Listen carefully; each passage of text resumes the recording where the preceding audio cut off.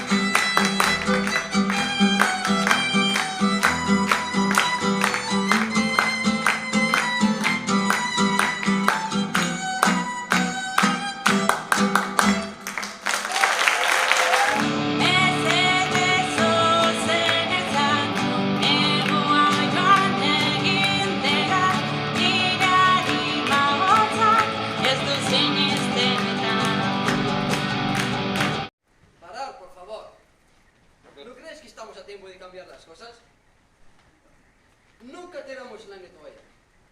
Ustedes, ¿no creéis que estamos a tiempo para cambiar las cosas? Sí. ¿Escucháis? Adelante. Tienes razón, a veces pienso que ya no hay nada que hacer, pero bueno, tenemos que seguir luchando. De eso se trata. Es verdad, todos juntos sí que somos capaces de cuidar y proteger nuestro planeta y nuestra casa en común. Solo le pido a Dios que el futuro no me sea indiferente. Y es que me encantas tanto, si me miras mientras canto, se me pone cara tonta, niña tú me tienes loca.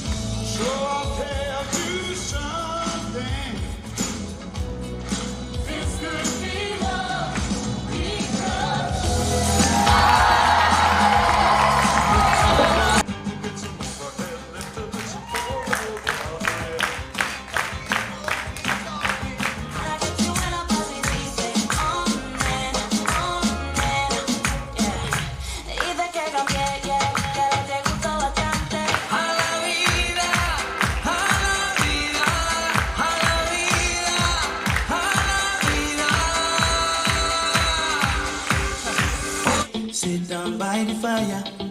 Your bestie says she want parties, so can we make these flames go higher? Talking about hey now, hey now, hey. Bueno, como cierre y despedida, con esta actuación damos por finalizado el acto. Ha sido un placer para Namaste Taldea estar con todas las personas que habéis hecho posible y nos habéis acompañado esta tarde. Y decía Jonas Salk, la esperanza reside en los sueños, en la imaginación y en el coraje de aquellos y aquellas que se atreven a convertir sus sueños en realidad. Namaste Taldea está integrado por jóvenes que estamos llenos de sueños y tenemos el coraje y la convicción de que somos capaces de hacerlos realidad. Eskerrik asko zuen babesagaitik, mesede bat eskatzen dizuegu.